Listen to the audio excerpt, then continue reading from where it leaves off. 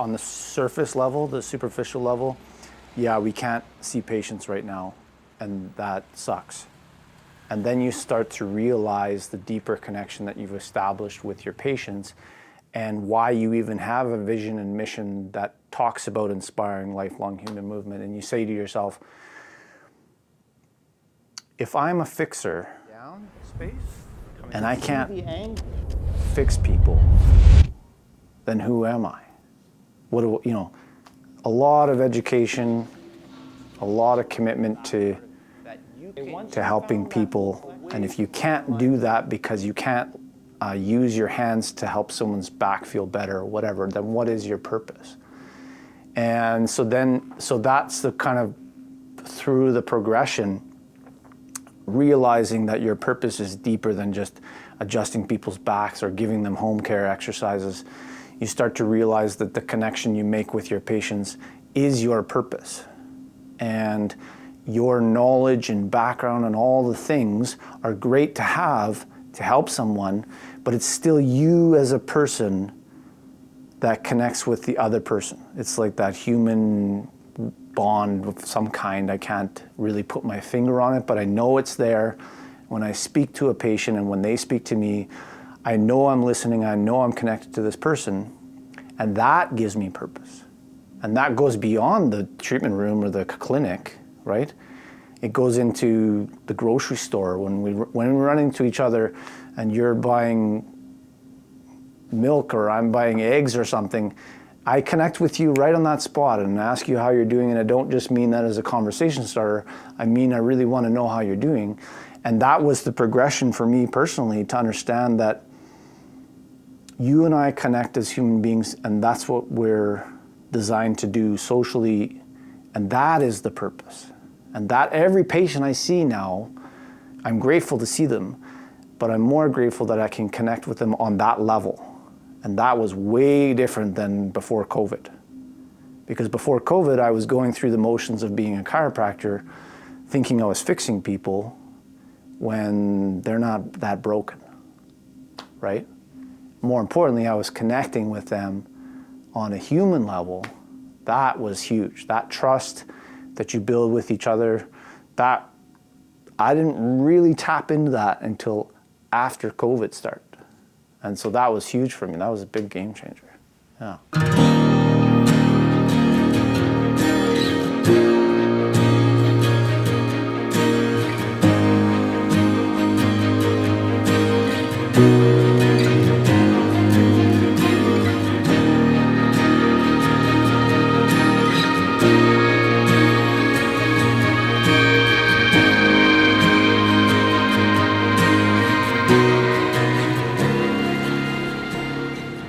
My art practice for probably a good 6 months definitely had to be re-envisioned. We had to really look at how do we continue being artists in a new world. And also at the time, I had received a First Peoples Cultural Council grant to learn to be a traditional hand-poke tattoo artist, and my mentor, Dion Kazaz, was residing and teaching in Nova Scotia, and so our entire grant award we had to put on halt. I think we put that on halt for 6 months initially. We reached out to the First Peoples Cultural Council, explained, and obviously they probably had heard it from every artist, explained the predicament we were in because we had to be in close quarters. And they said, okay, hold on for 6 months, let's look at what happens. And so they were patient, as well as all my other schools I was working with. And then after 6 months, we realized, this is obviously going to extend long past it. And so For the arts one, we started to re-envision what we could. The youth engagements were put on complete hold, and actually 1 or 2 of them are still on hold. It's been almost 2 years now that a couple of projects have been waiting in queue. The arts grant, we had no ability to defer that grant into the following year, and so we had to be super creative as to how does my mentor teach me from Nova Scotia on the East Coast to here in BC? How does he teach me tattooing? As well, we had 2 other practitioners being taught in the Merritt area in our cohort. And so we had to use some of our grant money, restructure the grant, bought everybody some camera equipment, some cam links, and figured out as best we could how to teach over Zoom, which was a tough learning curve initially. Myself, I was lucky enough where I experimented with tattooing early on, and I had an already understanding to some extent of it, and so, but it was still nerve-wracking trying to learn something that is completely hands-on, and typically, you're working on somebody's skin, and so we ended up tattooing ourselves as part of that process, and filming it, and yeah, it was a pretty weird experience trying to be an artist during that time. Nobody really knew what we were in for, and when you're looking at this disease that you think maybe could be the end of civilization, and you have a newborn baby, you're pretty hyper aware and hyper protective of everything going on. So it was a scary time with a newborn, definitely. I distinctly remember being at the hospital as we were going home, and we had Maverick in his car seat, and we were walking out, and there was a woman who was there to see her daughter who had just given birth, and she said, "Oh, don't come near me, I'm sick." And we were in the neonatal ward, and just thinking like, what are you doing? Have you not heard that there is a pandemic happening right now? So there was all that uncertainty that goes along with being in the middle of a worldwide pandemic and having a newborn baby. It wasn't what I expected out of being a new mom. It like kind of took that away from me a little bit, but he's the greatest gift that we've ever had, and like thank God we had him, because he's really like reminded us of all the good things and kept us laughing and given us a purpose beyond some of the chaos that we've lived through. But yeah, it was extremely isolating being a new mom, and like my parents didn't come over because they didn't think we wanted them to, or they were worried, and They weren't allowed to. And your parents didn't, and right. It was like you were supposed to stay at home. I remember friends coming over before to drop things off, and it was this like, okay, we left it at the front door, and then once they were gone, you would then go and get it, or like you weren't having contact with anybody, let alone grandparents that were hopefully going to care for your newborn. I had a cesarean as well, so like I wasn't able to have much in the way of support through that, like any treatments, everything was shut down. So my healing, I feel like, was also a little bit altered, but it was more the mentality that had changed, right? I couldn't go out for coffee with my girlfriends and show off my new baby, and it was really isolating. So yeah, it was definitely an interesting time to be a new mother.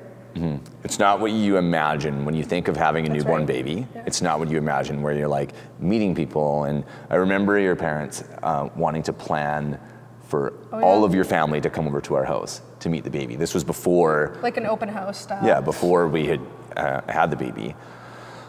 And like obviously that was out of the question. But any amount of contact, like you say, showing off your new baby or enjoying the excitement of it all, it was all very much overshadowed by the doom and gloom of the pandemic.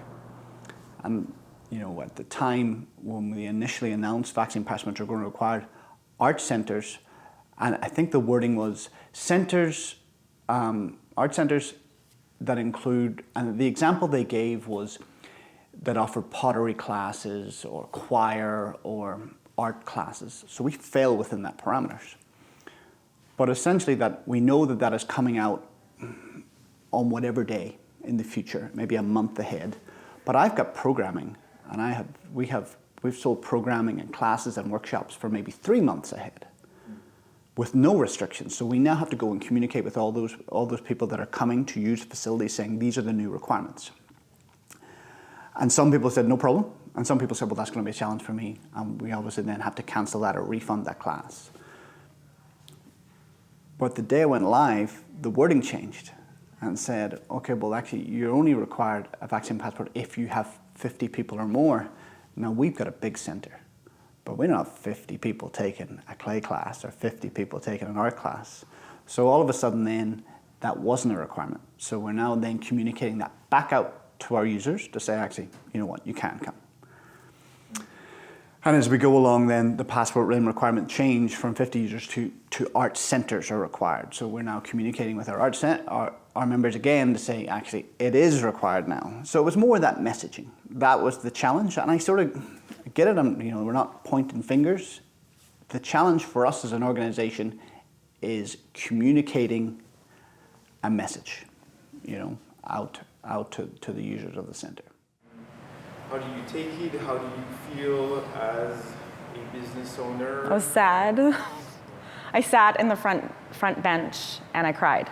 And it was because this place brought so much happiness and joy for so many people, and taking that away from them truly broke my heart. And the other thing is, people had to move during the pandemic, and there was no way I was going to shut down. So I had my little cry session, and the next day I contacted a member, and we literally worked 3 days on putting a makeshift operation together to hold virtual classes for our members. So 3 days after we got the announcement, we were running a live test class with our members. Straight into virtual session. Yes. How was that taken by your community? Because some people were struggling with virtual classes. How was your experience with your? It was actually quite seamless because I've trained everybody on app and digital since the beginning of Soul Studio. I've been on an app, so they know kind of technology and they know the glitches. We literally had a table right here with cables going up to our modem, and we had a makeshift camera and a laptop, and I'm like, okay, how are we going to do it? I learned about Zoom. I had no idea about Zoom. So in 3 days, I learned about Zoom. And within 3 days with our test class, we had 40 members online with us. And then my next Sunday morning Zumba, we had 70 people from even all over the world. So, and that was within the first week of the pandemic and being closed. Yeah. It's pretty cool. Yeah. And so you were doing the class here. Yes. Classes here, right? Yes. So I literally lived at my studio for the 3 months we were closed because instructors would come in. So I have a team of about 18 instructors. We had a schedule of about 13 classes, and we ran classes the whole time, and they would stand up on stage and we would teach to nobody. But we knew that our members were in behind the screen. And most of the members really logged into classes because they wanted to feel the connection. It wasn't even about the fitness. So, yeah. And I think when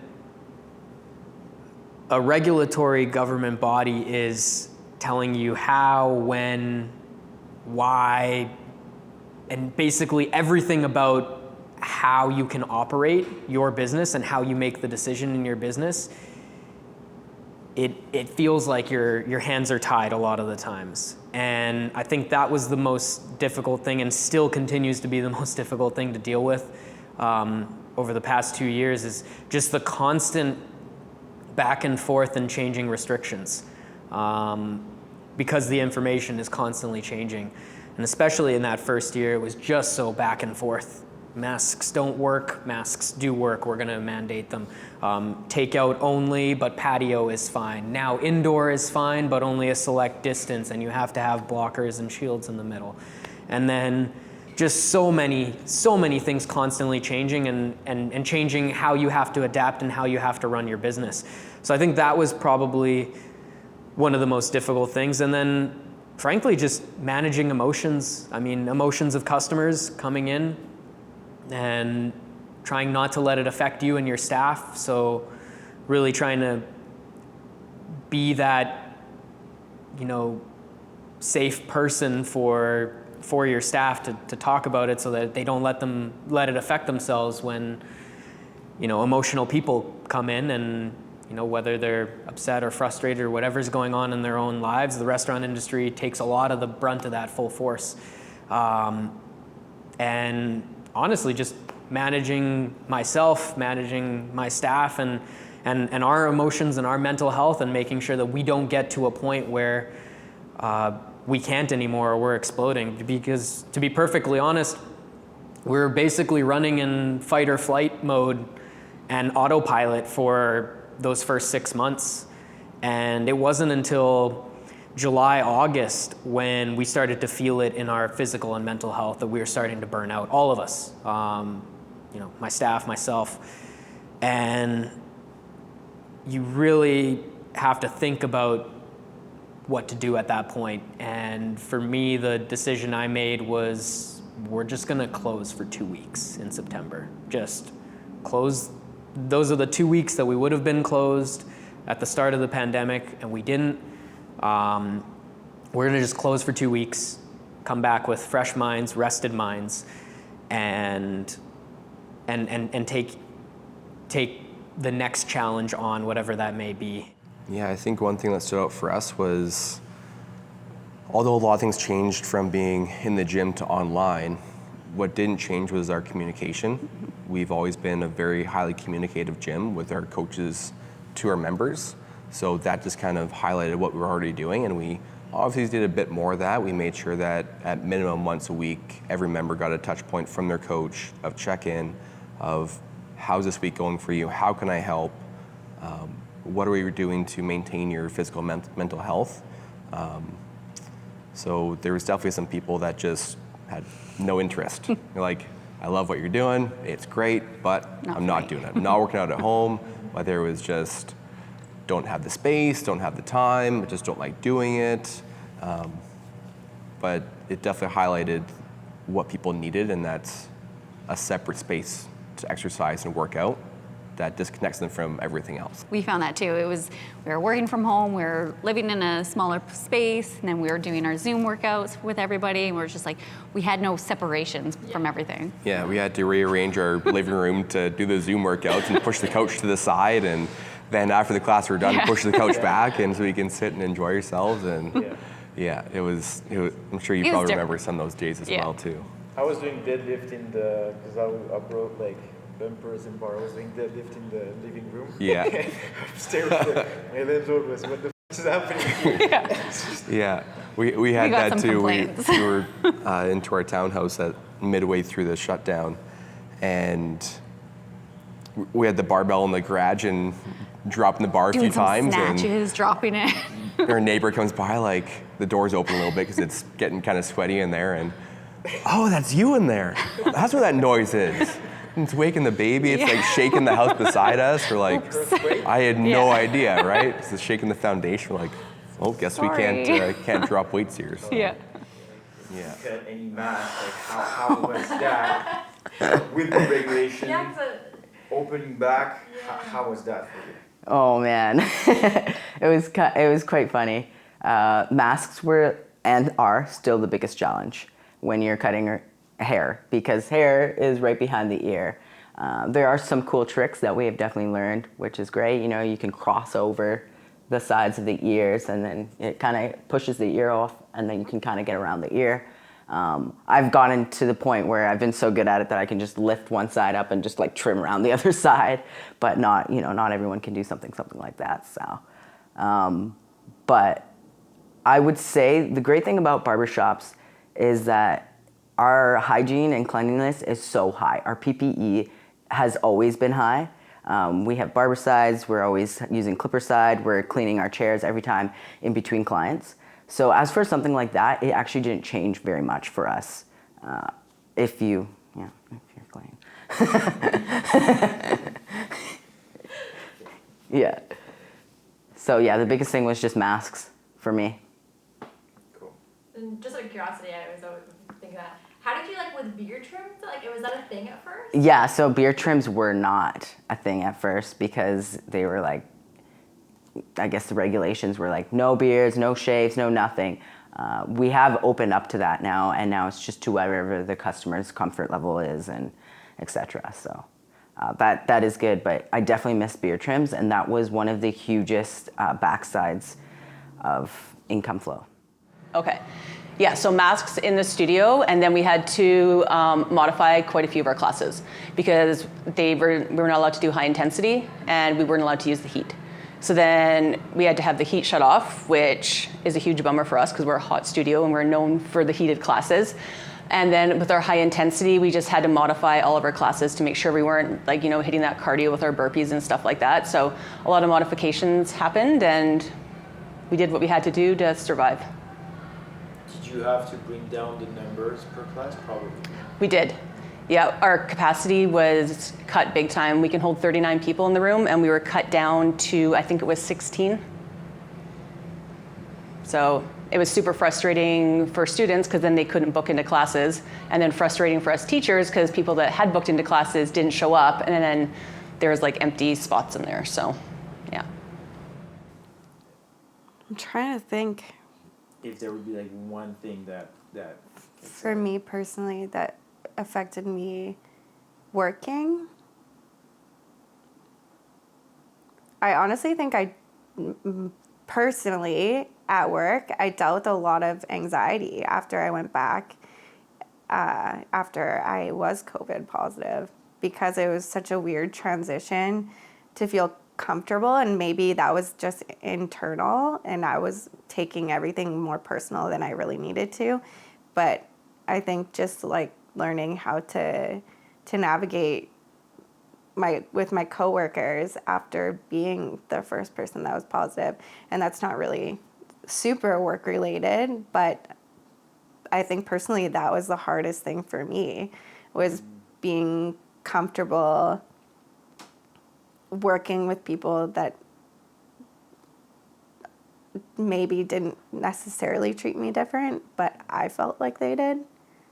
Probably also because you were the first, and so like everybody must have like no, because when you're the first, like everybody's like talk about it or no, and that probably like emphasized the thing. But Still to this day, I have people asking me questions about my COVID and if I have any lasting effects. When I was getting Facebook messages from 5, 6, 7 people a day asking me, what are your symptoms? What's going on? It was very, very, very overwhelming. So that's kind of why I think I went back with those anxieties, like knowing like this is going to be even more escalated when I'm in this environment with these same people. More people are going to be asking me all these questions, and I'm going to feel judged. But maybe it was just more so internal.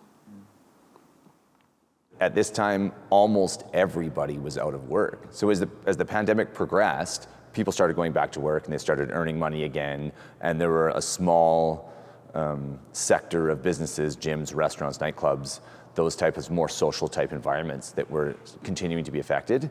But at the beginning of the pandemic, everybody was out of work. I remember hearing about doctors losing 85% of their income overnight. So there were a lot of people that were concerned about their own financial well-being, and obviously they weren't going to be continuing to pay a gym membership at that time. So it was hard.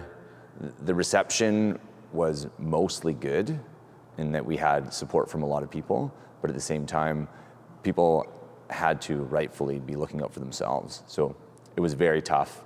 We lost at least half of our membership base in that first couple weeks of lockdown.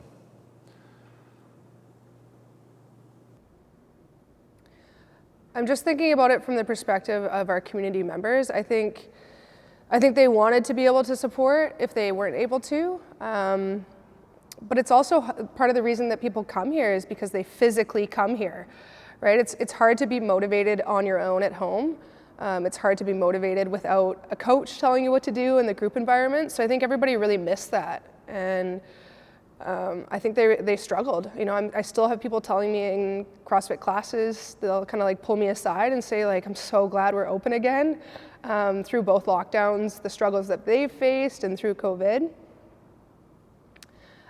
So I think they wanted to be able to support more, but probably couldn't, and needed to put their livelihood first as well. So I had just someone the other day tell me that brings it all up. They're battling alcoholism, and this is really the only place that they're coming that's like keeping them on track. And Tavia's New Year's challenge was really the start of that for them, like the start of and the realization that they needed to make a change. But we have people like that. We have many people that tell us and share their struggles through COVID. So I think through the lockdown, people were trying to do their best to stay fit and healthy, but the environment, it was hard for them to stay motivated. Personal art, sorry? Or Just like what you put out, do you feel like it's been affected in any way through all that, or? You know, I think to some extent, you know, because I work in Indigenous content, and you know, I don't think the content or the imagery itself changed. You know, we still held real tight to those traditional beliefs and values, and having our culture and our language influence our imagery. It didn't really shift much, I think, when I look, but there were some intentional things that were put in. The UBC Okanagan Public Arts Collection, the curator, Stacy Cusel, through the relationship that I had that got me into the Kelowna Art Gallery, she, after that project, shifted to the curator for UBC, and so they commissioned me to do a piece to add to their public art collection. And so I intentionally created imagery that showed a Indigenous woman with a mask on. I really thought at that time that this public art collection, you know, who knows how many generations forward, you know, are going to be looking at this. And at the time I was like, I really want to capture something that speaks to what's going on today in society. And so at the time, we were seeing the very beginnings, I think, of the different opinion pieces of what some people would call oppression and infringements on freedoms. And as Indigenous people in Canada, we know far too well oppression and infringement and outright loss, I guess, of human rights, you know. And so the Indigenous community, even our communities, were a bit divided on it. But, you know, early on, a lot of us are like, really? You guys aren't really feeling oppressed right now. You're feeling inconvenienced, you know. We can tell you what oppression looks like, and we can show that to you quite easily. And so I really wanted to explore that idea of oppression. And so I created a piece of an Indigenous woman with her fist in the air, protesting with a mask on. A lot of people had been living life in a way that they didn't really like, but because it was habit, because it was ritual, because it was tradition, the body and the mind keeps following those things. And yeah, when there was a huge change here with COVID, it was massively detrimental to a lot of people's health, but also beneficial in the sense that people were struggling with the fact that they've actually, for the first time in their life, actually asked themselves what they want to do, what are their passions, what are their hobbies, because a lot of the distractions from life were taken away from people. And a lot of people that were close to people were taken away through death and through, you know, people who just weren't the same. And when you experience trauma that close to you in your life, you're going to start questioning all those things as well. And so that's why you're the yin and the yang, is even in those really tough moments, you start asking yourself, is this really what I want? When someone very close to your family dies, it makes you really question life as well. And I feel a lot of people struggled just because of the loneliness and struggled with financials for sure, 100%, especially here in Canada. But I also think people struggled with the fact that they weren't living their truly authentic life that they wanted to. And if they do so seek to go find that strength to go pursue that, it could be a huge shift.